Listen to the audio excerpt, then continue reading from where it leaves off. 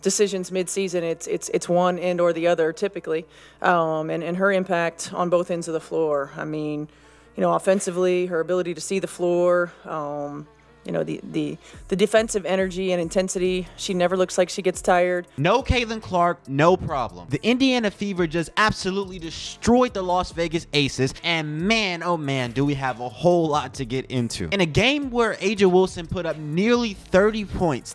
She's just relentless, and it's a shot in the arm for our team, and something that we've needed, and she's answered the call. We're very fortunate that we were able to get her. You and some of your players talked yesterday about the recent defensive focus in some practice. Indiana Fever won by nearly 30 points, and Caitlin Clark didn't even play. Kelsey Mitchell in this game was absolutely exceptional and spectacular. She had 25 points, and it wasn't a game where she was just chucking up a bunch of shots, but when she got looked, she made her shot. A'ja Wilson's move wasn't just aggressive, it was shocking. Lexie Hull locked in for the rebound, but when Wilson reached over, the refs made a call that had everyone talking. Was this the turning point that fueled the Fever's unstoppable performance? Let's unravel the drama, the controversy, and the incredible team response in a game that rewrote history. Imagine this. It's the third quarter. The Fever are locked in, controlling the game with a surprising lead over the defending champion Aces. The crowd feels it. That energy of a team refusing to back down. But the Aces? They're desperate to wrestle momentum back. Then it happens. Lexie Hull goes up for a rebound, perfectly positioned with textbook form, boxing out her opponent like any coach would dream of. But A'ja Wilson wasn't content to just let that play out. Wilson reaches over Lexie's shoulders, both arms extending right across her, and somehow the whistle doesn't blow for a foul. Instead, the referees step in and call for a jump ball, leaving the Fever bench stunned.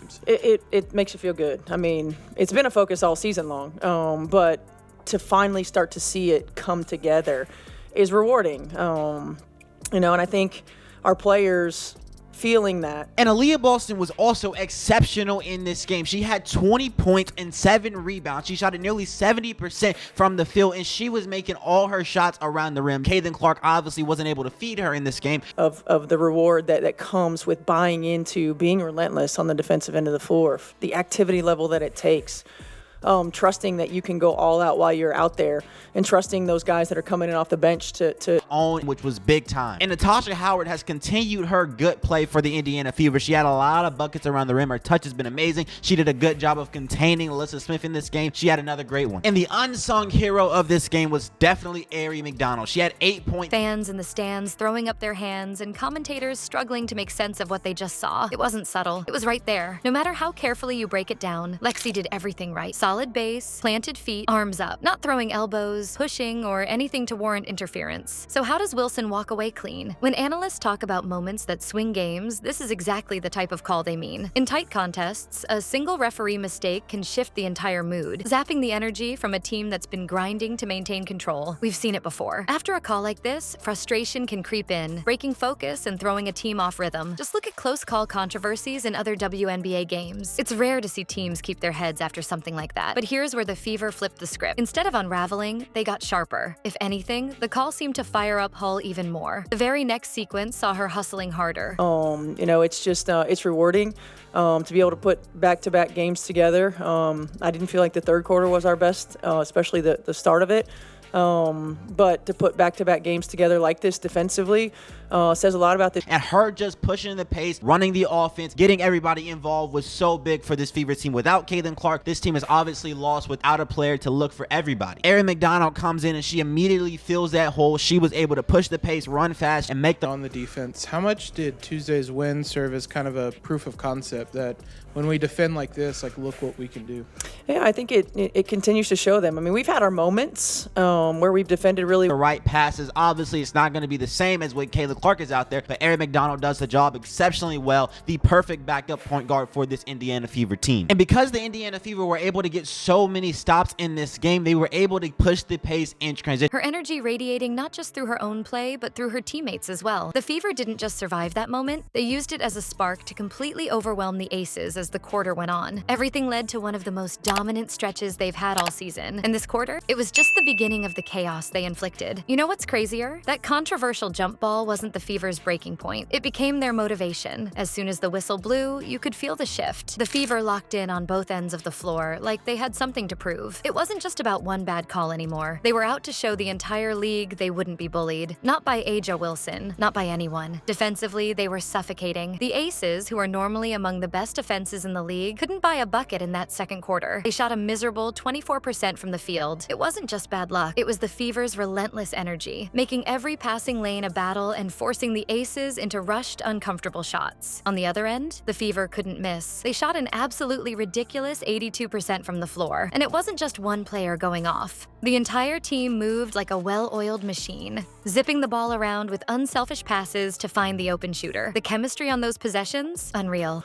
We did for a lot of the game, early, especially against Dallas. The second half, we kind of let down a little bit, but I think when you see the fruits of your labor, when you recognize how it makes your job easier. And when the Indiana Fever push the pace in transition, good things happen. And when the Indiana Fever do get out in transition, you see them cutting backdoor. You see them setting the off-ball screens. You don't see a stagnant offense. You actually see movement. And when the Indiana Fever do move, good. The communication, I feel like, has been really good, and that communication breeds confidence.